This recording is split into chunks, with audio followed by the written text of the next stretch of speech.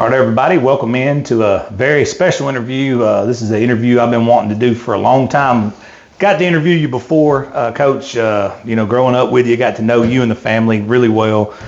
So this will be like second nature. We've already talked, off the camera for, I don't know how long we was in there talking, 2-3 hour and a half. Yeah, at least an hour and a half. Yeah, at least. Yeah. But anyways, we want to do an interview, kind of catch everybody up, what you got going on in your career, Coach. But a lot of people, and I think, both Stewart, Michael Merriman, both are just two of many people you've touched throughout your basketball coaching career. And a lot of guys we're going to talk about you've touched through your playing career, such as myself and others. But we're going to rewind the clock a little bit, kind of like we did with, with Coach Davis and the little James. So the two guys I look up to, I think you mentioned them. 100%, I did, because I knew what those guys meant to you. As you was coming up through the ranks, and then you were that for me, and like I said in that video, so and on, and I had guys looking up to me. But let's rewind the clock, and I want to know this story. I was fortunate enough to go with you and your brother back to your old stomping grounds near Chicago. You guys born and raised up that way. Talk about those early days right there and what life was like growing up that way. Well, that's where I was born.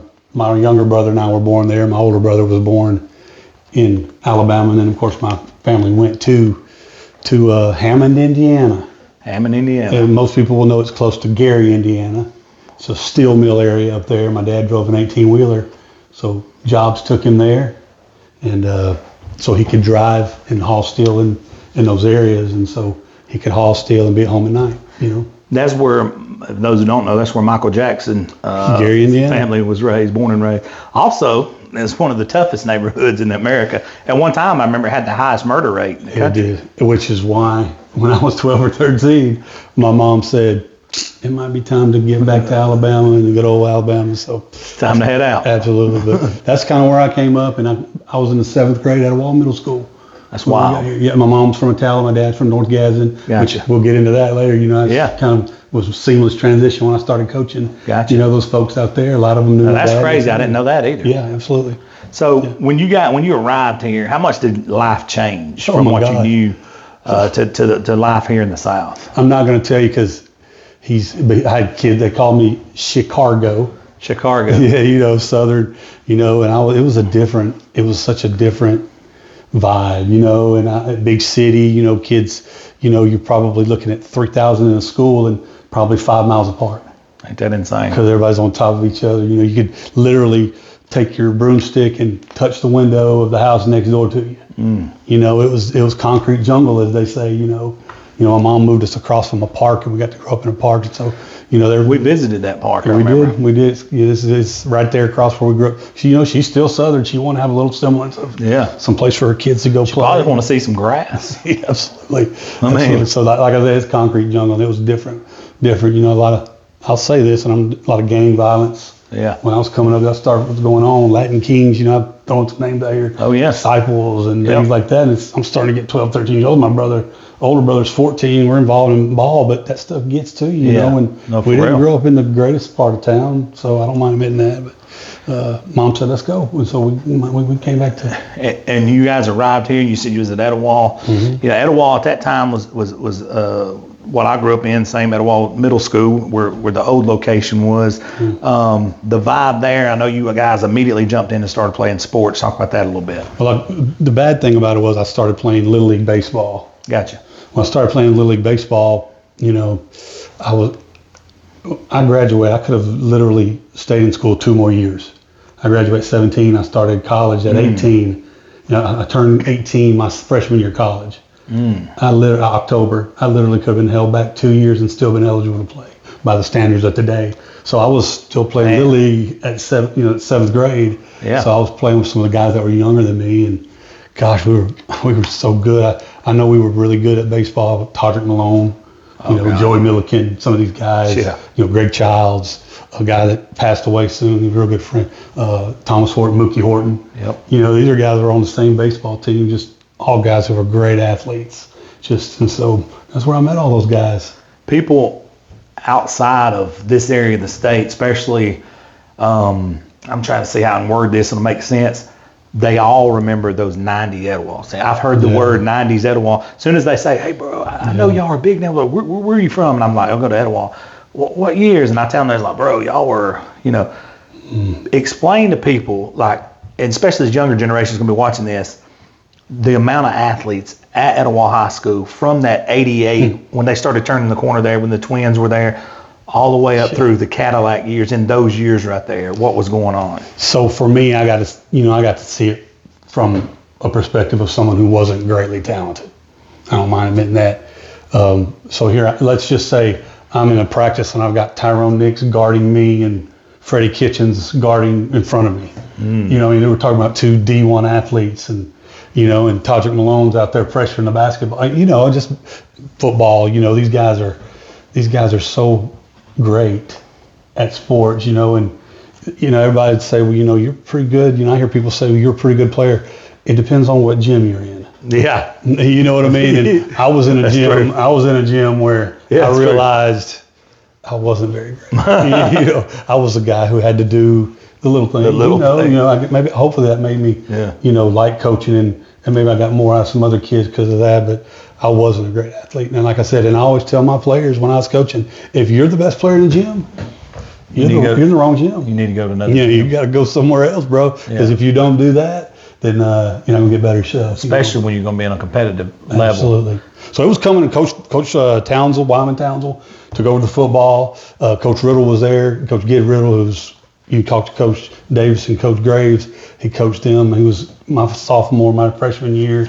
We had Coach Foster. In baseball, we didn't get away with anything. I mean, he was three of the best coaches, I feel like, in the state of Alabama. And you had Coach Raymond Farmer coming in behind that, who was probably my favorite coach growing up. I don't mind. He's unbelievable. He's one of the incredible. People don't give him enough credit for being a great basketball coach. He was. He's incredible. He was our JV basketball coach. And Coach Guyton took over for Coach Riddle, but we didn't get away with anything, man. No. And we had a lot of kids who were great. And then I'd tell people, you don't know how many people I was walking the hall with, kids that didn't play. Whiteside. Derek Whiteside. He's his nieces played at Gaston when I was there. Dee, his sister Dee. Incredible athletes. Derek. He's just a great guy, but he didn't play ball. He's one of the greatest athletes I've ever been around. He pinned one of mine on the backboard up above the square one day. Me too. At the rec center. He did me the same way. I didn't know who he was, and I was like, who's this dude? And I was like, man, you don't know who that guy is? I was like, well, I do now. You do now. when I'm going up for a layup and I see a waist come beside my face, I was like, who is this guy? That's just an example, Yeah, he's one of many. So moving on into, I get out of school and they just keep on reloading them. Tommy Worthy's over there. He played on that baseball team I first started out, Pooh Worthy, Tommy Worthy. He's a great baseball player, basketball, football player. Shane Barksdale, Sean Barksdale, Bird Nunn, the Nunn. Yeah. These guys it just kept on coming. Yeah. And it was just a 10-year run there. That's incredible. And I tell people, and they just look at you, they get tired of hearing it, but it was like something, I never been around. When Alabama and Auburn's playing each other, and the starting quarterbacks and one of the starting receivers were and one of the running backs, all was in the same high school team. Yeah. I say Freddie Kitchens the best athlete I was ever around. And I'm just talking about, and then people are like, well, Freddie's, they see him now, but we're all 50 years old, and they see him now and they don't understand. He played wide receiver when Patrick Nix, who was, he was a freshman, he played wide receiver, probably run a 4.6, 4.7, 40 at 210 pounds as a ninth grader, and Todrick Malone's on the other side. I watched him on the gun one day at Etowah throwing 95, 96. He was incredible. They had pro scouts there that day with a gun, and they clocked him. I watched him throw one baseball, and I said, I'll never play baseball. Yeah, I know. When they hit that mid, I said, I'm out. He was just so good. They would warm up at halftime, and he'd be throwing the football, and it was a show. Oh, dude. Like he's throwing 50-yard lasers to the back of the end zone from the 50. There's no air under. He could do it flat-footed. He was an incredible athlete. He's just an example, though. And then, like you said, they keep coming. So then when I come up there, I'll come in, Tommy and them were about to leave. Then you had the Dusty Pierce's, Reggie Worthy, Montrez, who grew up with us in Bradley Park. Yeah. And then right on the tail end of it, here comes Cadillac, who grew up with us in Bradley Park, and his whole group. And we had a kid that grew up with us, Vic Gibson. And I was like, he's my guy, he's great. And then I went and watched him play, and I was like, why doesn't Vic get to run the ball? We all know it all. Yeah. And then I saw Carnell, and I was like, and I know why he's not. See why they put him on defense. And then Vic would have been back there with. And at one time, when Cornell first got to varsity, you had Derek Nix, no doubt, who was basically an all-conference player, going to the NFL into the unfortunate kidney incident. Yeah, Southern Miss. Southern Miss. Yeah. And then Torrey Hale, who's the fastest player maybe ever at Etowah, who's running like a right out of 4.240 or low 4.3s. And then Cornell. So then you're like, okay, they got Vic at linebacker. I mean, it just and they just keep coming. That's right. And it was just unbelievable. I say this about Coach Graves. He probably didn't say this on his interview that he didn't play baseball at Etowah, but played baseball at Troy State. Now, what does that tell you? And he didn't. You see what I'm trying to say? What does that tell you? He loved basketball. He stayed with it. He's playing baseball and didn't play in high school. That's what a great athlete he was. So I got a chance to see it and witness it and feel it sometimes. Let's dive into the basketball portion of that, because when you were coming up, those guys in front of you and the guys you've seen and got to play against and stuff, and I talked about it on their video with Coach Graves and Coach Davis, better known as Pope and Little James, and others there. Scott Gibbs, another guy, McKinney. I mean, that team right there was very special in basketball lore in the Etowah books. I mean, and then those guys go off to be great.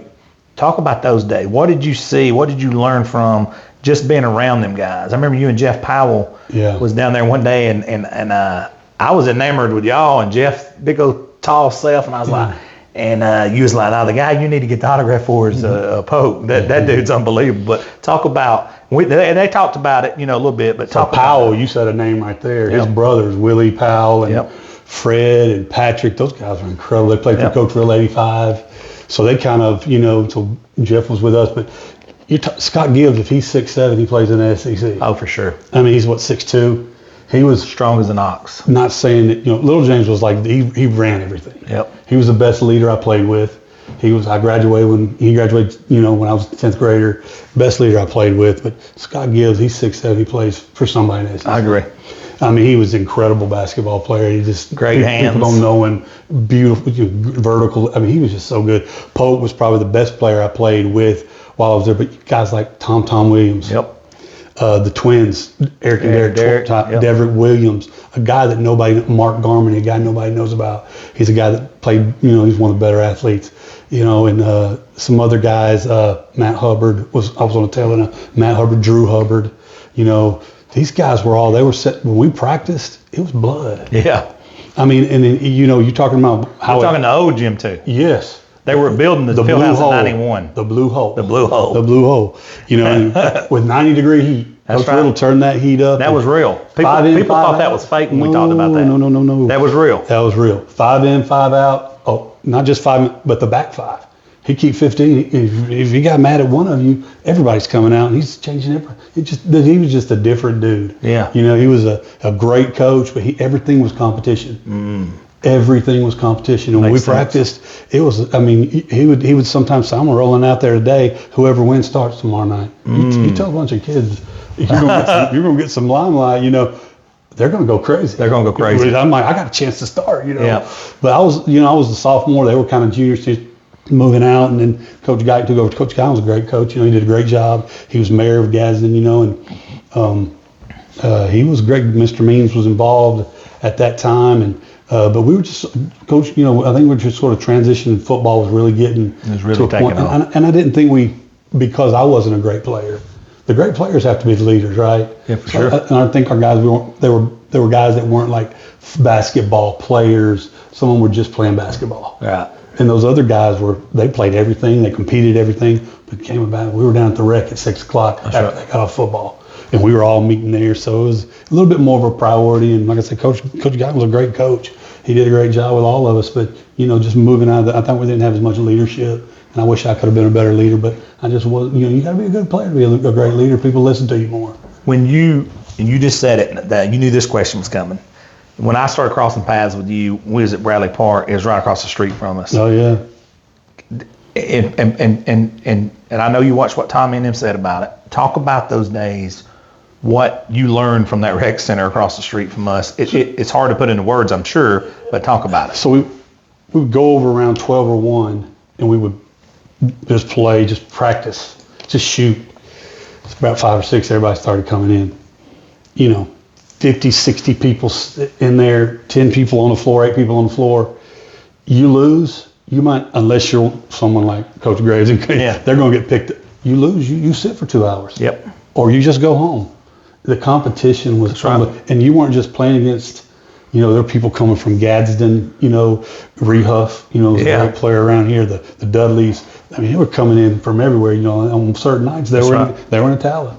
Some nights where they were in Rainbow City. Certain nights they were at Mitchell on the mountain, And so, I mean, it was so competitive. And they were talking about college players, We're talking about college players and ex-cons. And some of the ex-cons were better than the college players. 100%. I mean, you know what I mean? They play for their life. Oh, my. You're just sitting over there. You're not going to do too much arguing if you're a 14, 15-year-old. That's right. You're just trying to keep your head above water. But I learned a lot because those guys were so competitive and so important to them. And it was so pure.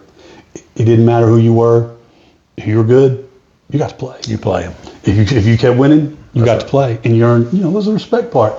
So I think we're missing a little bit of that sometime today. I guess we'll talk more about that later. But there's less competition now. It's more name. He's got a name. We're gonna put him in there. We're just gonna build that up, and we're not gonna make that person build a resume. That's right. That's what I think. We didn't. There was no mystery there. Everything was black and white. Black and white. And here's another thing that unfortunately I don't see. I'm not throwing off on today's athletes. I'm just telling you what I do not see. Mm-hmm. You did it. I did it. We would play there and leave, and we would go home and put on our running shoes and go run. Yep. For 2, 3, 4 miles. Mm-hmm. I did it. You did it. Several others did. Yes. And I can't tell you the last time I've seen a high school athlete in my neighborhood here in Rainbow City out running, jogging. I don't see it. Or riding a bike. I don't see riding bikes, which also leads to ACLs. Oh, no. That's a scientific fact. No doubt. D'Eric Sparks and I talked about that when he was on the show one day, talking about that's why you see so many ACL surgeries now. Because I believe that. He said when you went somewhere and I went somewhere, we rode a bike to get there. Well, they're less strong, and then you throw in the fact that now these shoes. Once they hit they're incredible. The shoes they make now, and you don't move, so the knees are less. There's less strength in the legs, and then they're better shoes that hold you. So then now there's a lot of not as much strength to hold that resistance. That's right. So, I don't know. It's just a lot of different world. And I hate to be that old man that says, "Get off my lawn." Yeah, truth or truth. Yeah. It is. You just don't see it no more. But it was a different era, but the lessons learned. No. How much of those did you take over in your day-to-day lives and over into your coaching lives? So, parents are so involved in everything now, but the coaches didn't even know my parents. Mm-hmm. Nobody, very, very seldom, so taking over into the lessons learned, I learned how to fend for myself. That's right. You had to, what you got, you earned. Who you were, it didn't matter. You go out there and earn some respect from people just because you competed. They knew you weren't a great athlete, but they respected you because you put your time in, you put your nose, you grinded, and then of course people see when you love something. Oh yeah, for sure. They know when you love it, and then they start gravitating. They want you to be a part of it, even if you're not great. They just want, hey, I'm going to come pick you up. We're going to go. We're going to go play. I was 14, 15. I didn't have a car. I'm coming to get you, Jay. Let's get over here. It's because they knew I had a passion for it. And so the lesson I learned was we're going to battle. Yeah, a lesson I learned was you work at it, you love it. People will catch on to you, and you'll earn some respect, and you might be able to do something with it. And I've done something with basketball. That's right. That's where we're headed to. I remember when I was at Etowah, you were about to graduate, and Coach Bogle asked me point blank one day. He said, "Man, I gotta have an assistant coach. I don't know who it's gonna be. This, that, and the other." And I said, "Coach, I got the guy." And I said, "His name's Jason Presley." I'm telling you this story. I think I've told you the story before. I don't know if I have or not. And I said, he's about to graduate. I said, I just forgot more basketball than just about anybody I know that knows basketball. And I said, he's fixing to graduate college. And he asked about you, and I think you were about to graduate. And he ended up hiring Coach Butts, I remember, at that time. Good hire. He was a good hire. A great job. Yeah, Coach Butts is a good hire. And then Coach Butts goes on and coaches at Gadsden State. But this is what I was telling you the story for. I remember you ended up coaching Coach Bogle's son, Jimmy Bogle, Jr. And I remember Coach Jim Bogle walking up to me at the YMCA. And this is kudos to you, especially from his background, Coach Bogle knowing the game. He came up to me at the YMCA one day. He said, "Man, you was right about Coach Presley." He said, "That dude is incredible. And it's been an honor for my son to play for him. Oh, wow. When you hear things like that, how does that make you feel? Because especially him growing up from Indiana, and, Yeah. you know, the David Lipskins, all this stuff, his knowledge of the game. Well, it's funny because when I first started coaching, I was 22. I got the head coaching job at Gaston when I was 26, and Coach Bogle and his wife were having runs in girls ball, which I'm going to say this, I'm proud. His wife should be in the Etowah County Hall of Fame. Tanya Bogle. I agree with that. She's done so much for girls basketball. I agree with that. Around here. Agree with that. She's just not. I don't maybe not appreciate it like she should. I worked with her for a lot of years. I know how much she cared about kids and what she did for the game. So. I agree with that. But anyway, I coached a lot of her boys. But for me to hear him, Coach Bogle, he was coaching those kids when they were younger. Oh, for sure. I benefited as the varsity coach from that. He's a great skill teacher. He's a purist of the game. So for him to say that, and then of course knowing that I coach his sons and what I think about them, I appreciate him saying that. And they were good players, great players in their own right. Very good. Still got a Bogle there that's really good at Gaston right now. Yep, Cody. Yeah. Let's talk about that Gaston run. You go and do something that until this year hadn't been done. You took a team to the Final Four from Etowah County. Yeah. And that was in 2006, correct? 05. 05. So from 5 to 25, 20 year. Yeah. And we're going to talk about that in a minute. Laps and Final Fours from Etowah County teams. But at the time, before that, it was the 92 Sansom team, I think, that had been down there before. Yeah. So in other words, I'm saying that's a big deal. But let's talk about that Gaston run and those teams with Kerry Majors and company. Oh, so I was 26, 27 when I got the head job, and I had luckily been coaching, 7th, 8th JV. So I had a chance to coach those guys, and I'm gonna tell you a story about them. They were all in the 7th and 8th grade, and I was coaching the JV, and a bunch of them, after they were playing junior high, they wanted to come dress out on the B team. I just want to come coach and practice. And they would put things on the board like state champs. Coming from Gaston's a wonderful place. The tradition wasn't there at the time. They had been losing a lot in basketball. As a matter of fact, a guy named Greg Nix is one of the guys who really got that started. I don't know if you know Greg Nix. Greg. Yeah. He's his dad's Chick Nix. He's the Geraldine gym's named after him. But Greg Nix started that. He had a 7th grade, 8th grade, 9th grade, JV and varsity had a 1A, 2A school. And the teams were full. He got kids out and interested. So I wanted to say That's that about huge. Absolutely. And we became a field in 9th grade game teams. That's huge. Now. Oh, he did a great job, and he deserves a lot of credit for that. But as I got that job, those guys were going to the 9th grade, and I'd luckily been around them. And so that first year I coached, I'm just telling you, I didn't know what I was doing. I was coaching against Donnie Pruitt. Listen, I'm trying to tell you, the county guy named Lee Vince was at Southside. He's one of the hardest guys ever. He's a great coach. Listen, guys like Tommy Lewis down there at center went to Piedmont. A guy named Eddie, Eddie Norris, Riley Norris's dad. He was at Sandrock. People don't know this, but Neil Thrash was at Collinsville. Just won state championship at 5. Yep. He was an incredible coach. I was coaching them after that year, and I'm leaving some people out. I coached against Chris Randall at White Plains. They were 2A at the time. He's an incredible coach. I'm coaching, and I'm probably leaving some people out. You guys don't get mad at me, but I'm just kind of trying to make a point here. I had to get better. Yeah. And I knew I had kids coming that depended on me. And my whole thing was, I got to prepare them, but I can't be the reason we lose. Oh, for sure. You know what I mean? Because I'm going against some guys who, man, I'm just telling you, they're great coaches. So when we developed that, I had those guys. I pulled Kerry and Wakel on the varsity as 9th graders, and then the rest of that run, we won about 7 games that first year, and we won about 70 the next 3. County championships, regional championships, and Final Four. But it was because of them. I had some kids who were they were putting stuff on the board, and they believed, and they didn't have a hope at the time. And for some reason, Jim gives a lot of credit. Coach Bogle gives a lot. He was coaching them younger. They were bringing them along at the time. Your youth program. If you don't have a youth program, you don't have anything in basketball. That's right. They get in the 100%. They get in the 7th grade and they get their eyes beat in because these other kids have been playing ball. They're going to quit. They're going to lose interest. That's right. Especially today. But that's kind of how that kind of came about. Yeah. 27 years old. 27. I remember you told me on our trip to Chicago about when you coached against Donnie Pruitt. I heard you say that when you interviewed him, and I thought, wow. Talk about that. How eye-opening was that when you got out there? And you've probably seen it from the stands, not paying attention, but when you get out there and it's motto a motto, your guys, his guys, and in between them white lines. Yeah. Talk about that. So it was my second year as head coach at Gaston, and we were playing Glencoe in the semifinals. Of course, Coach Pruitt was legendary coach at Glencoe. He's incredible. They Final Four runs, regional tournaments, area champions, county championships. But Kerry was exceptional already. Kerry Majors, great player. Well, they're doubling him from the top. So next time down, they're doubling him from the side, from the weak side wing.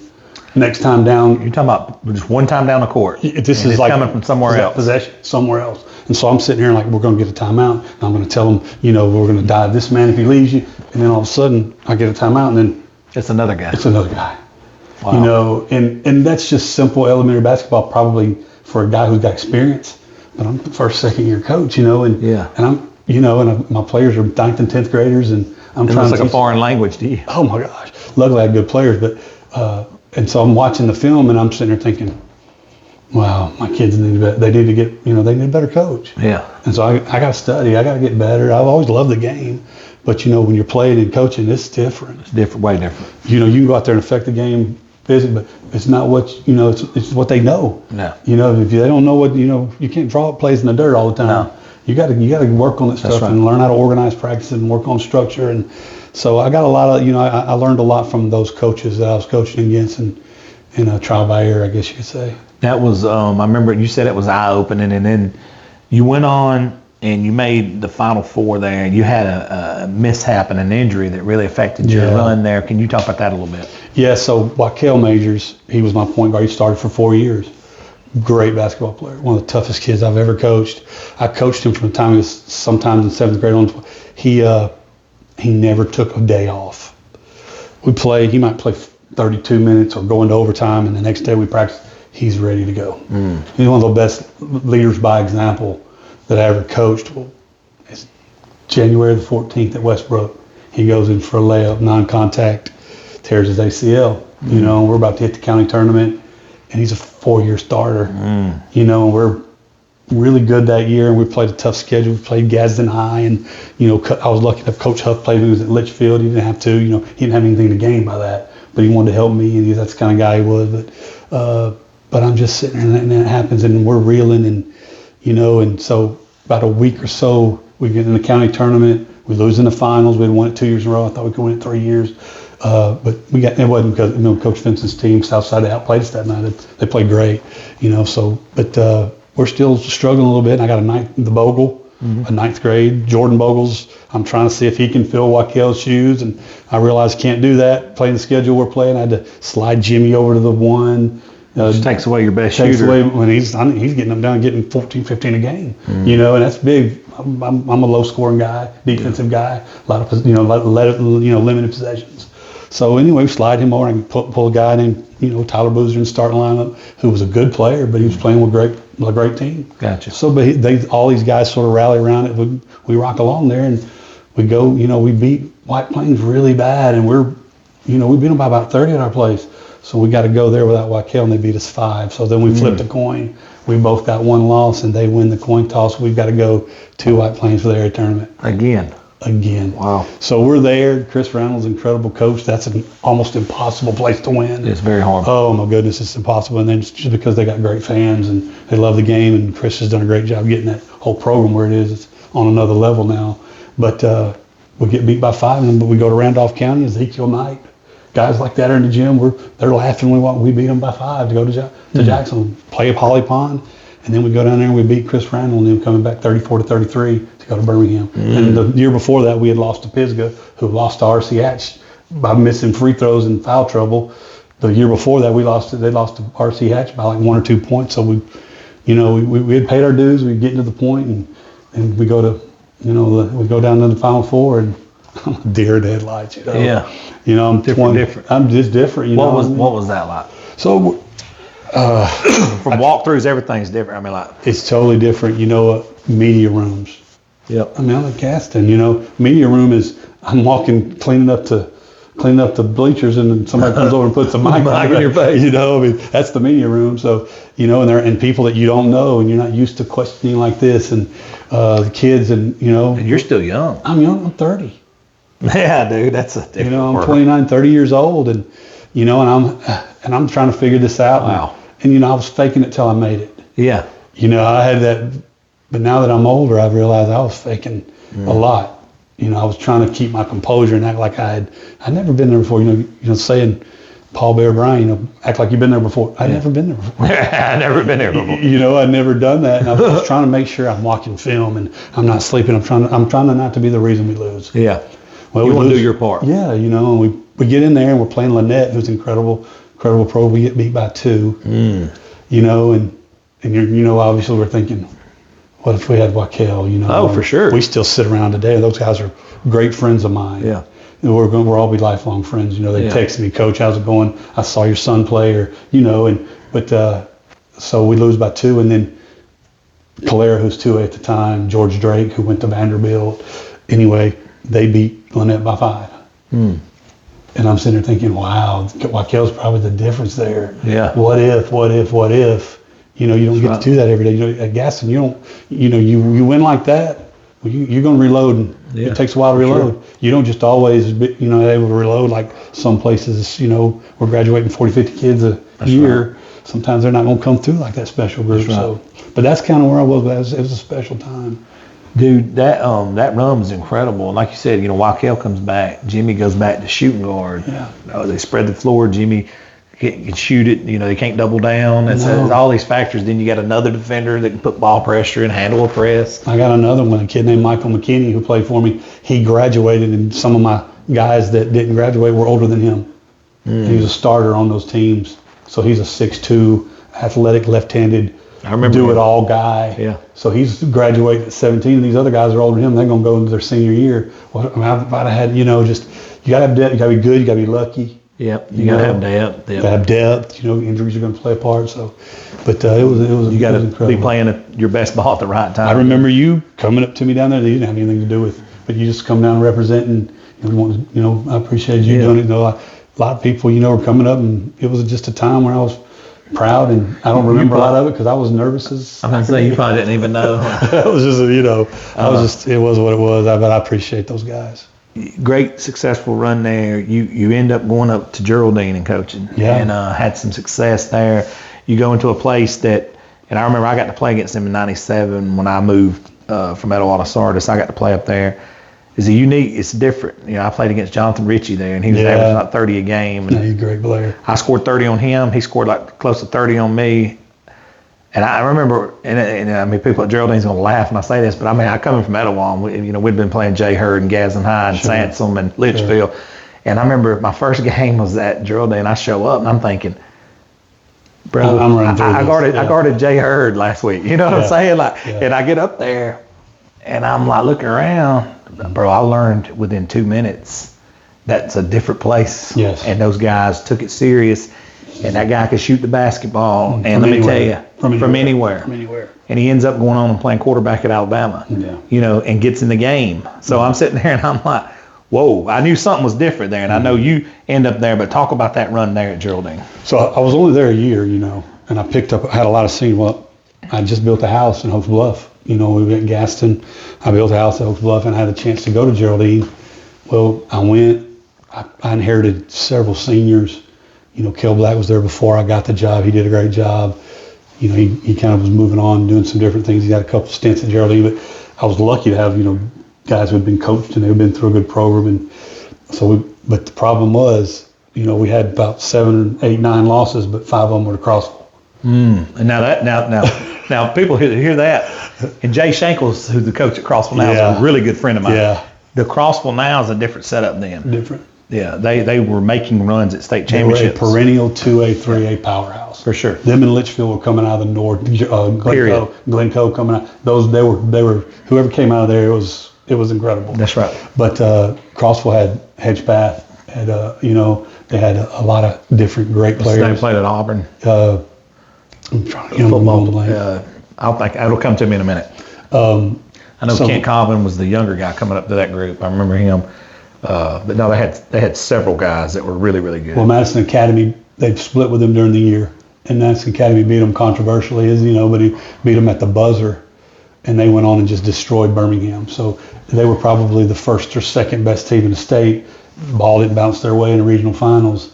So that's the team that beat us about 5 times. We played them in the finals. They were in our area, Sand Mountain tournament, the Cab tournament, area finals. So we just couldn't get over that hump. But I had a great group of kids, and at the end of the year, the housing market went. Yep. Gas went up to $4 or $5 as 08, I believe. That's the national crash. I couldn't sell my house. Gas was $4 or $5 a gallon. I'm driving to Geraldine from Hokes Bluff. So I just said to myself, Mr. Larry Lingerfeld was my principal, and he said, I hired you to coach my son, and his son was a 7th grader. And he said, I said, it's a permanent. He said, let me try to do some other things. And I said, Mr. Lingerfeld, it's a permanent solution. It's a temporary solution to a permanent problem. So this is going to be a while before this fixes. So that's when this thing turns itself around. So my kids had started at Hokes Bluff, and so I had an opportunity to go to Hokes Bluff Middle School, and from there that was my run at Geraldine. And I went to eat dinner with a guy, Jamie Gilbert, baseball team, last week. Him and his son. I've made some incredible relationships up there, and it's a unique place. It's unique. I'd open the gym, 60 people waiting to play. Kids. It's different. You have to. Unfortunately, it's not fun to cut a kid. Oh no. But we had to. Yeah. There's so many kids, and they got a great rec league, and it's so important to those folks up there, and I just admire and respect them for it. It means something. That community, sports in general, means something. Football, basketball. I told them the other day they had success in baseball. With COVID, they might have won it all that year. Yep. When if COVID didn't hit baseball, they had an incredible team. And I told them it's very rare the small school is good at all 3. And what Michael Davis is doing. Michael Davis doing a great job. He was playing when I was there at that time, so they got the right guys coming through there. They care about Geraldine, so I can't say enough about that place. You come back home, Hokes Bluff. Your son is starting to come up as well, which has got to be a blessing for you. Talk about that, and I know, Hokes Bluff is a unique place. If you're in at Hokes Bluff, you do not leave Hokes Bluff. Yeah. Mayor Reeves down, Mike Robertson. Great guy. The thing about that place is it's culture within itself. Mm-hmm. People don't understand, like, you never see teachers go, you know what, I'm going to go somewhere else. Yeah. Like, if you're in at Hokes Bluff, they usually retire at Hokes Bluff. Coming up through that, and as long as you've been there up until this last season, talk about that. I mean, if you can put that into words, and we're obviously going to talk about your son, being able to coach him, but just Hokes Bluff in general. Well, I was lucky. Coach Jeff Noah, who was there before me, and Greg Watkins, who was the head coach at the time. I had good relationships with him. Coach Rob, I think the world of him, look up to him to this day. He's been good to me. And Hokes Bluff is itself. Mm-hmm. So you don't build programs there. You just do what you can do to help them. Because they have legacy, families and people coming through, and they've created such a culture of us against the world, and I love that about them. Coach Rob's been so consistent and so true into that program.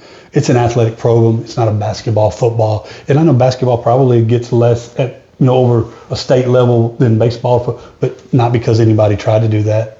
It's just because it was what it was. Yeah. Everybody supports everything. And so now the stands are going to be packed. So if you're doing your job and you're loving the kids and you're working them, and they're going to support you. Yeah. It doesn't matter what you're doing, and that's the kind of community that I respect. That's one of the reasons people don't leave. You said they don't leave, but I'm sitting there, and I got a chance to coach 7th and 8th grade. Well, I said, I'm going to get my hands down here in this youth program. Yep. And so I started coaching the 6th grade, and then I got my hands on the 5th and 6th grade. And so I'm coaching 5th, 6th, 7th, and 8th. And I did that, and so my son's coming, and I'm trying to get, organization. Like I said, you don't build a program. Hokes Bluff is Hokes Bluff, but I'm trying to get it, I'm trying to get unity. I'm trying to coordinate everything together. So they're ready to come to me in the 7th, 8th grade, and then I think that helped Coach Noah and Coach Watkins, help them with their program. When you got somebody down there working, and I felt a part of what they were doing, they always made me feel a part of it. They appreciated what we were doing down there, and that's why they wanted me to come. They knew I'd care about it and treat it like it was varsity, and I did.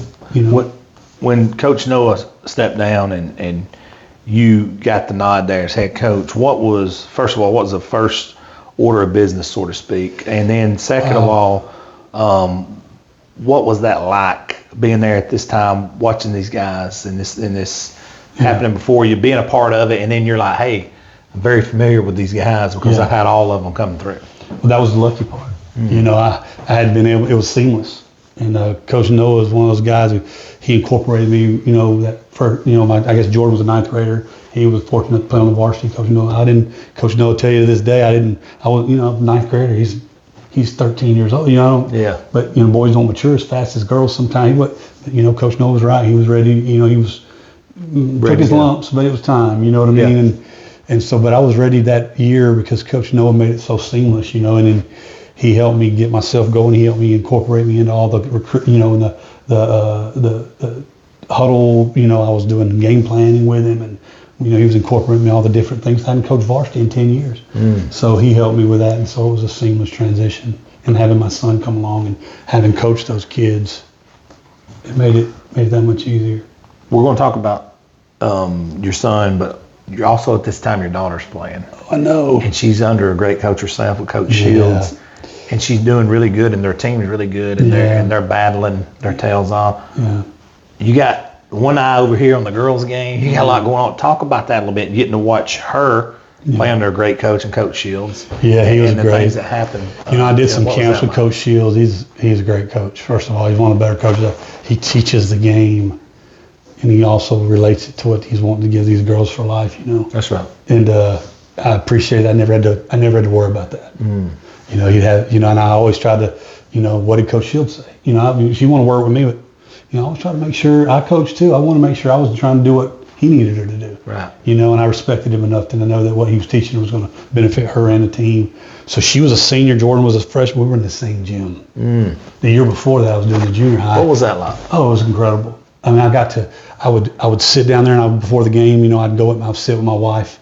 We'd watch her. We'd cheer. Oh, you know, we had a good year that year. Jay was a senior.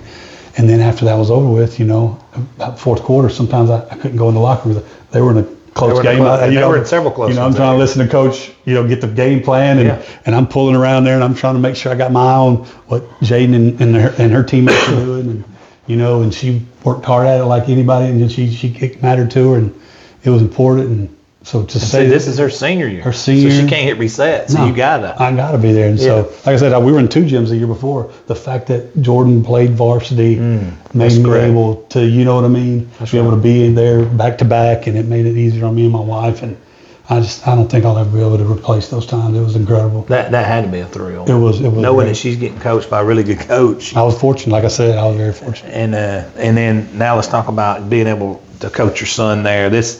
And he goes on to play college basketball. One of the best players, I think, without question, that's come through the Hokes Bluff program. Definitely, obviously, since Average Joe started, one of the best players that's come through Etowah County. Thank you for that. And I think you can put the stats, back that up. I'm not just throwing something against the wall hoping it sticks. Yeah. But what's that like? And how much did you it's hard. not be dad and be coach? You know, I had a lot of good friends that helped me a lot along the way. You know, assistants. Ryan Smith and Jake Ingram were my assistants there, and Ryan was going through it with his son, Kobe and Jordan. You know, they're the same age, you know, like that. So I had a lot of people who helped me with that. But Jordan had a hard time with it early on because he had a hard time. You know, my dad's really hard on me. Yeah. I just want to be one of the guys. Well, you know, when you're the coach's kid, you can never be one of the guys. No. You know, and if I'm not, you know, no matter if I'm too hard on him or I'm too easy on him. You know, he's getting to shoot too much, or he's not shooting enough, or you know what I mean? Just, and, you know, they don't see the times when he's in the gym for hours. Because I've said this before, he's one of the few people that I know love the game of basketball as much as me. And I've had a handful of people, like Jordan's one of them. And, you know, he's like me, he wasn't a great athlete, athletically, like running, he was 6'5", he's a good athlete. But, you know, he wasn't going to hit you know, he had to work at his game, and he had to hone his skills. And so I got a chance to see him develop like that, but it was a lot of bumpy roads. And we went through a lot of hard times. I was trying to teach him how to be a leader. You know, I was trying to teach him how to use the lessons that we were learning to be a man, coming down on him when he didn't do right, and then have to turn it off at home. Anybody who's coached their kids, they know what that's about. And, you know, I'm trying to keep my wife, you know, trying to keep her not bad at me. But a lot of times, you know, that's her son. Yeah. You know, you're never going to break that bond. So I don't care what you do. You know, I know what the Bible says about putting your husband first, but Yeah. Listen, tell her that sometimes, You're not just chewing him at the dinner table. You're chewing him in front of a gym. Right. Sometimes. So, but I loved it. It was hard. It was rewarding. I appreciate you saying that. There's been a lot of really good, individual players and teams at Hokes Bluff. Oh, yeah. Like I said, it's itself. It's an ongoing, never thing. So, I appreciate you saying that. We had some I've coached some outstanding players there. So I know the other ones, Coach Ball, Coach Watkins, Coach Noah. There was some great teams. I felt like I was a part of a lot of those teams when I was at the junior high. For sure. And I was thinking the other day, 10 years right there. I think Hokes Bluff's had 7 20-win seasons out of the last 10. That's crazy. I'm not going to sit here and tell you I did that because that would be stupid. Yeah. The kids did that. But I felt like I was a part of that. I was down there with the junior high, and it's. You look at it like that. That is wild. That's pretty successful. I mean, that's really successful. I think so too. And like I said, when I was there, we weren't able to. And I'm going to say this, and I'm not going to be the person who debates against Jason Presley. Yeah. But I felt like when I gave it up, and I will talk about that more. I felt like I had to let the kids. We were 1-6 in games that mattered. That's county games, area championships, county championships, area championships, and sub-regional games. We were 1-6 in games that mattered. And I'd gotten to the point, I love these kids so much because they're incredible. And I'll tell you, you said about Hokes Bluff State. You don't leave Hokes Bluff because they're great kids. The community, they're great. It's just impossible. I fell in love with the kids. I had other jobs when I was in junior high and chances to go. I fell in love with the kids. That's as simple as that. I knew my people love my kids. They treat them like their own. So I'd already started. That's something right there. You know what I mean? It's just really that important. And so when I gave it up that after Jordan graduated, I was going to go 2 more years. And I just felt like I was doing the right thing. I felt like they needed another voice, and I felt like it was I needed a rest too. I was tired. Yeah. I'd been coaching. Oh, for sure. Absolutely. When my dad passed, I coached a basketball game and then went and put him in the ground on a Saturday. You know what I mean? So it was just I never cheated the kids. And like I said, we had a lot of success right there with all the coaches and the teams. I felt like I was a small part of it. Did you know the minute the horn sounded, or was it something that come later on? Your son's final game. I saw their faces that day, and we lost, and it was very close. I was at that game. It ripped my heart out. Yeah. I think everybody was stunned. It was the last time I'd seen them, and I'd seen them. We got so close. We beat Geraldine Jordan's junior year, my second year as head coach, and we played Sylvania, and Sylvania was up there with Plainview and all them. They're winning the state championship. Sylvania had one of the better. They were great. They were really good. They just were stacked in there with Geraldine, Plainview, and Fife. Yep. Fife's won a state championship. They were a great team. Plainview won it, Fife won it, Plainview won it, and they're playing them every year. Every year. So, they're getting overlooked, and they come down there. They played us, and, we lost that game. We were winning at the half. And then, and I was looking, and then, of course, we got beat to go to, we beat to go to Jacksonville that year. And I thought, man, if we get to Jacksonville, I know we might have to play Plainview, but getting there, you teach your kids something. You know what I mean? You had a great year. Got 32 minutes, anything. 32 minutes, anything. So, and I know they had a great run, but I just want to be in the game. You got to be in the game. So, and then the next year, we lose in the county finals by 1 to Glencoe, and then we had beat them twice already. And I'm not taking anything. They just went to the Final Four with a lot of those, with a group of kids, but, I thought we had the better team. We lost to them in the county and area. I didn't say we had better play like we had. I thought we were a little older. We had a little bit more maturity, but they wound up playing great. Coach Chalmers did a great job getting them ready, and they wound up beating us by 1 in that area, and so we had to go to Piedmont. So that was 5 or 6 games where we lost, and I had to look at my kids' faces, and I'm selling them this dream on being great, and they're buying it. Hook, line, and sinker. They're believing in me, and I had some incredible kids.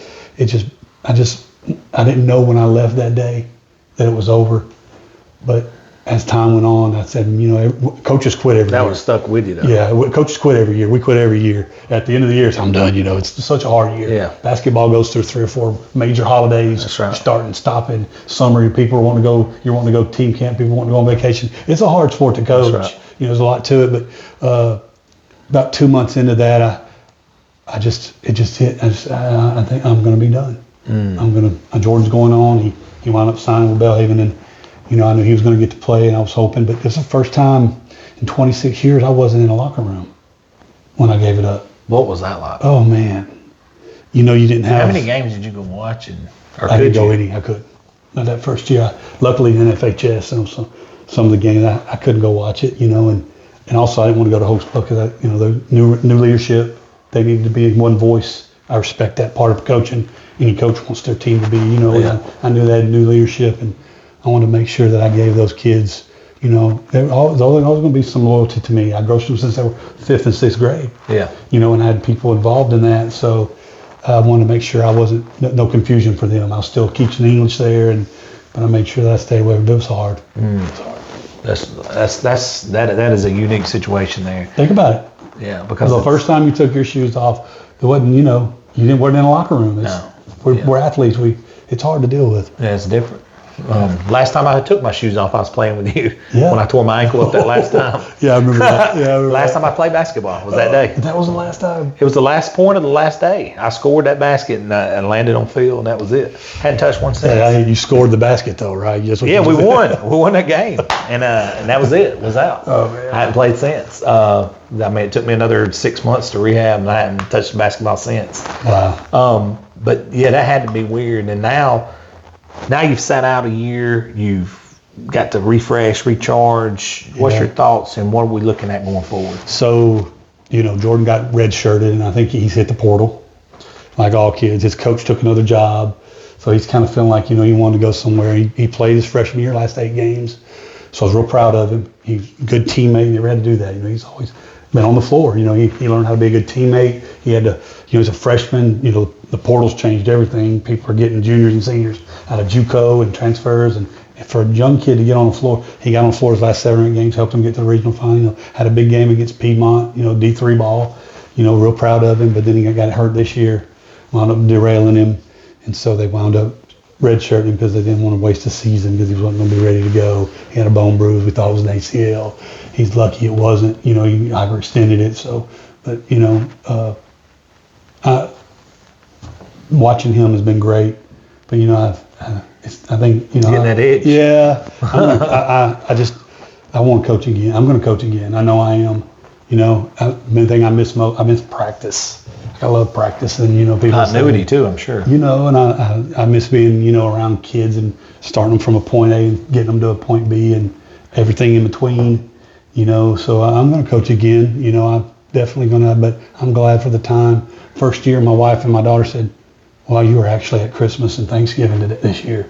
And I said, "Well, I've been there." No, you weren't there. You were here with us, but you weren't there while you were coaching. Yeah. She one foot out the door. Yeah, absolutely. I had my mind on where we were going to be, a tournament, whatever, getting us ready to go in January, that area run, So, but, when they said that to me, I thought, wow.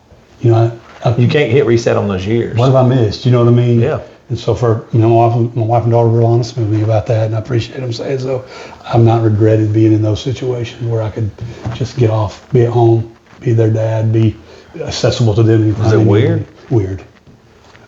How did you adjust to that? Well, I had good, I didn't. You didn't really? I didn't, no. You just coped kind of? Yeah, just coping. I don't know what depression is. Yeah. Never been that way. But whatever close to it I could be, probably just. In the ballpark. Because, you don't have those kids you coach because you love kids. And I didn't have those kids, it made me feel good to see those little victories that you had every day in the locker rooms and on the court. Those things weren't a part of your life, and that's a big positive part away from what you're doing. And when that happened, I don't know what depression is, but I know it's a real thing. And so I was a little bit almost like a death. Yeah. Part of your being is basketball. So yeah. Absolutely. So I stayed away from it a lot and tried to I didn't go to many high school games and just didn't watch many games in general. I just sort of tried to back out of it. So that's got to be weird. It was weird. Let me ask you this. This is kind of off kilter from what we've been talking about. You were a Michael Jordan guy before it was cool.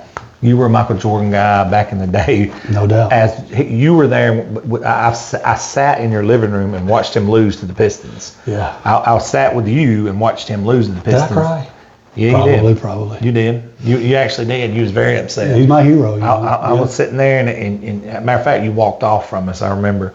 But when those years, that's the purest form right there. When that's a superhero to you. No doubt. You I think a lot of your, and this is me talking, this is Bo Starkey talking, I think a lot of your passion and love had to come from watching him and his greatness and things. And I couldn't stand him. I'm being a Knicks fan or whatever. Absolutely, yeah. But we should go at it. Yeah, for sure. I mean, we'd get out on the court and battle. It's fun, and I played kind of like the Knicks, bruiser style, you know, obviously. But it was what he's done for you in your life. And people talk about, these athletes nowadays, they're not role models, whatever. They are what you make them, in my opinion. Seeing him and him giving you hope, and we're in the projects, dude. Yeah. Me and you were living in the projects. No, we had nothing. Yeah, no doubt. And I remember you working your tail off to go buy a pair of his shoes every year when they would come out, and you still got a lot of those shoes in boxes. Yeah, I do. But the reason I'm saying that, how much of what watching him on this pedestal coming up helped you in your love for basketball? So we talked about me growing up 15 miles from Chicago, Illinois, Hammond, Indiana. I was in the 7th grade. We were about to move back to Gadsden or back to Etowah County with my parents. That's when '84 the Jordans came out. I had a pair, $64 is what they cost then. You know what I mean? Wow. $64. I remember it because it's a lot of money in my house. Oh, for sure. You know what I mean? So absolutely. I had $64 shoes, and I remember at the time in the city, people were getting jumped for their shoes. Absolutely. I remember that. I talked about gang violence. It was going on. Yeah. It was real. Yeah. Well, we moved. I think Michael Jordan is the most talented overachiever that ever lived. Most talented overachiever. The most talented overachiever. You got to process what you just said right there. You see what I'm trying to say? Because at the time, guys were. It's a deadly combination. Yeah, because he played every game like he was an underdog. And he always played with a chip on his shoulder. Played with a chip on his shoulder. He always felt. You get all these things about him getting cut. He was a 10th grader in a 3,000 school. He got cut as a sophomore. Yeah. That's not like me and you getting cut. Yeah, he played in North Carolina, one of the best basketball states, and so I mean that's just for TV right there, That's it. But I was in Chicago that first year he came in, and obviously you start gravitating towards somebody, Celtics and Lakers were the teams at that time, and obviously Detroit stepped in there, and then of course Bulls were having to get through them. But you could just determination, how much he loved it. He had a love for the game clause in his contract. He could play when the season was over, and people didn't know that because he didn't want to not be able to play. Right. Because they had money invested in him. Oh. So, stuff like that. Absolutely. So, and he was making big time. So they had investment in him. So he had things in his contract. So guess how much he loved the game. I saw it. Now, I see those Last Dance documentaries, and I lived all that. I see all that. You knew it. You knew it before it came out. Like Justin Timberlake's talking about, he had to cut grass to get the next Jordans. I was like, yeah. You did too. Yeah. I remember that, and I remember you worked at the city program at the rec. Cutting grass. Yeah. To get Jordan. Yeah. I mean, I'm trying to, to just pay for those, and I remember that, and so those things, and I named my son Jordan. Yeah. And he's named after, and I don't know Michael Jordan. I wouldn't know him. He wouldn't know me for sure. But, it's funny how, you can gravitate something gives you hope. And people say that they're, even Barkley made that commercial, we're not role models.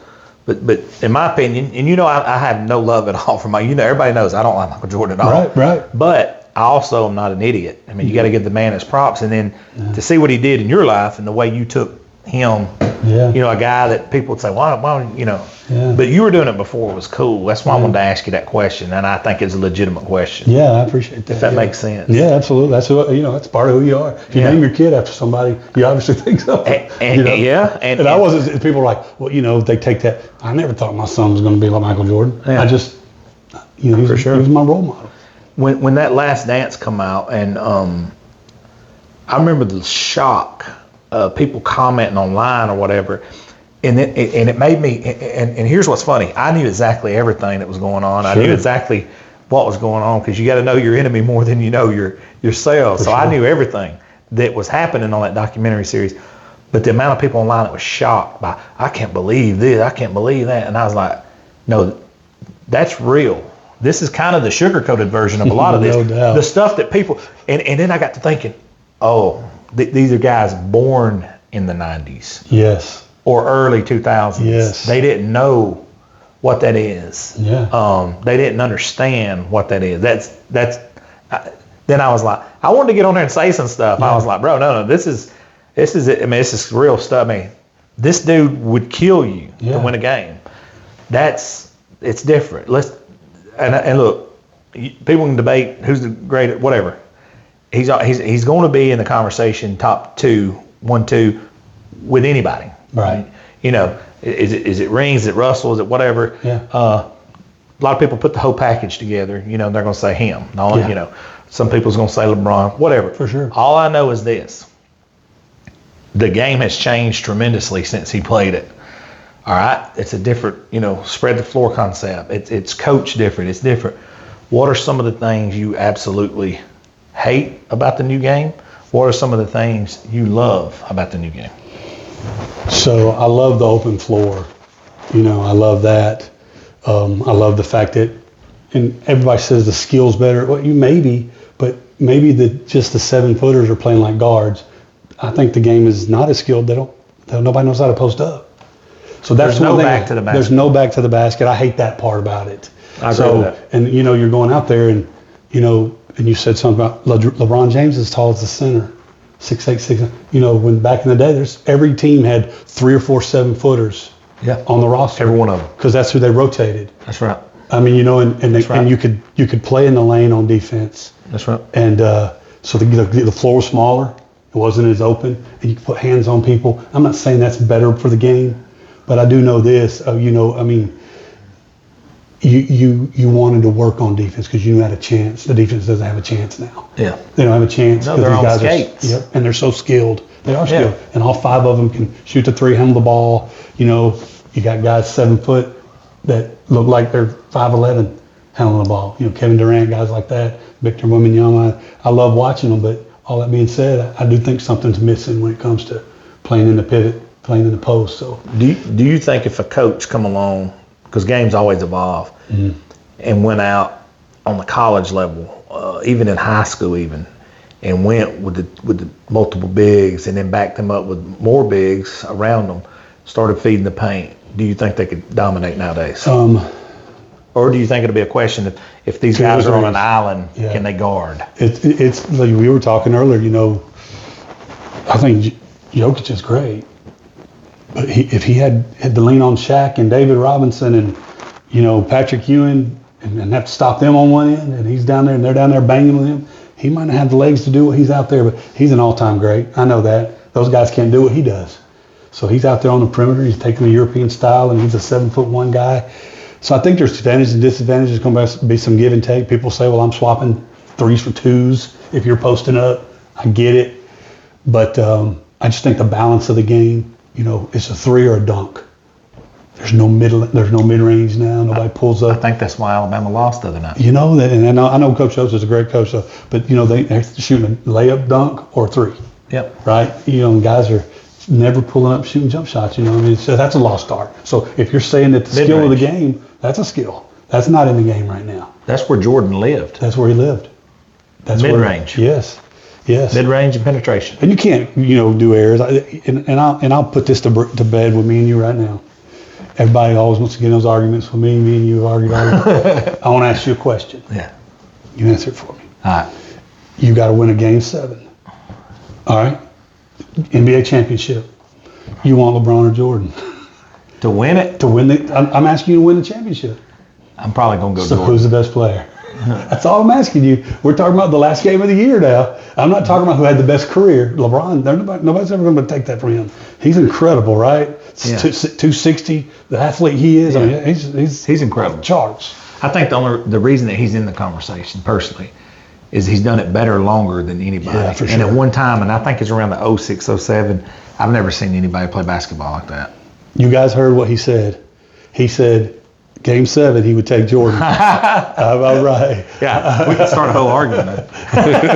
Probably just because I think that's the one, which is a huge thing to lack. He has a killer instinct, but you don't have the killer instinct. Does that make sense? Yeah. He has a killer instinct, but it's not like he's not going to kill someone to win this game. You know what I'm saying? You know, yeah. I mean, that's different. And that's just the difference. And, you know, Magic had it, Bird had it, Isaiah had it. Oh, my. guys like that they were killers. And I don't mean that from a literal standpoint. Yeah. You know what I mean? They were killers. For sure. It's just different. But I had to ask you about the game change, whatever. I know we're going to wrap this up. We went long, but I think it has definitely a lot of stuff that we talked about, a lot of stuff I think we needed to talk about, and then definitely wanted to get your thoughts on the new game and things like that. A couple more questions I'll get you out here. When you see guys like a Bo Stewart, like a Michael Merriman that come up kind of under your tutelage, and I remember you Bo got in the car with you and would go places and play ball with you, you know, and you got to coach him and be around him. Michael Merriman at Gaston, when you first arrived, you got to coach him and be around them. Yeah. And you see these guys go off in their own careers and see what they're doing now, and it's got to make you feel good. Can you talk about that a little bit? Well, I'm on that side of it. You know, when you're first starting 26, 27, you don't think about anything. But I'm on that side of it, and these guys, when they sit there and I wake up and I've got a text that says, Coach, what would you do about this? Or I'm doing this. Can you help me with this? That makes sense. Give me some advice on this is going on in my life, or, you know, and the guys you mentioned right there, great examples of just hard work like me, you know, love the game like me, give everything they got, wanting to be better wanting to be better for themselves, their families. Hopefully took some of the lessons that we taught them, you know, I'm nobody's, when you said somebody role model, but I don't really feel, I still got a young mind, I think, but I'm feel young in my body, but I don't feel like I'm people's role model. That's hard for me to take. I will say that I'm their friend. But that's gotta, you know I see what you're saying, but when you see that, that makes you feel validated that I had an effect on this guy's life. I'm touching that more right now. And, you know, there's kids at Hokes Bluff, you know, even Geraldine, and, you know, I'll go over there and they'll come down to see me. And when that happens, it's the best feeling in the world, because they want to seek you out and they want to see what you're doing, and will tell you that they saw your son play, or they got to see your team play, and they look like the team they used to play, or some of them tell me you're softer than you used to be on us, or, you know, just you know, we have history. Mm-hmm. You know, there's no way you can write my history or their history, or if you're going to write about it or talk about it, and we're not together. So the fact that they want to include me on their lives and tell me that they're part of, you know, they're doing things that we did, or they learned things that we did, it makes me feel really good. That's got to. It does. I mean, it has to be. And then before we shut it down, just any kind of final thoughts, anything you'd like to bring up, anything, you know, the future, the past, thank somebody, whatever it is, I always leave the floor open. Well, you know, I thank you. Yeah, I appreciate you, man. You know, you and I have been friends, gosh. Oh, late 80s. Just don't tell everybody what you know. Keep sometimes we've grown up. No doubt. But you've done a great job with your platform. Appreciate you. People are, you know, it's a buzz. People, you know, it's all over the place. People know that when they come here, they're going to get, you know, somebody who's unbiased, going to do what they can do to help basketball. Because basketball needs it sometimes. You know, the game, you talked about being 20 years between when I was in Final Four. That's 20 long years, you know. I mean, the game, you know, the game has to be cherished, it has to be taught, it has to be, you know, you have to, you know, make sure that you're doing little things when they're younger, bringing them up, making them love the game. And I think as a coach, one of the things I've done is I've rubbed off on kids because I've got passion for it. And if there's one thing that I probably say is my strength as a coach, is I get my kids to see the game through my eyes and how much I love it. And so that's one thing, that's one of the advantages I may have had. I got a lot of weaknesses, but I've always felt like I could get them once I get them when they're younger and I raise them, and they see my eyes and they see how much I care about it, how much it's going to translate into their life. I think maybe those kids you're talking about, Michael Merriman, Bo Stewart, those are just two examples. There's a lot more, you know, but those are just two examples of guys that hopefully they saw that in me and I've ignited something in them. Man, that's awesome. Jason, I appreciate you coming on, brother. And looking forward to you in any way we can help you moving forward. Your next endeavor, let us know. And hey, as this thing grows, you may come be join a part of us once you retire and you get done with it. We're always looking for help in the basketball realm. Hey, listen. By the time we get out of football, we look like zombies. So it'd be like turn it over to him, right? We do that, and then we get out of football and we look like zombies, and then the basketball people are just chomping at the bit. Hey, when are you guys gonna be out here? And then we forget that's 3 or 4 days a week. Yeah. Plus weekends. And that's why I'm telling you, I appreciate you. I know it's a grind. It's crazy, man. Yeah. But it's been a blessing as well. Appreciate you coming on, and I Absolutely. appreciate you guys watching. Thank you guys so much.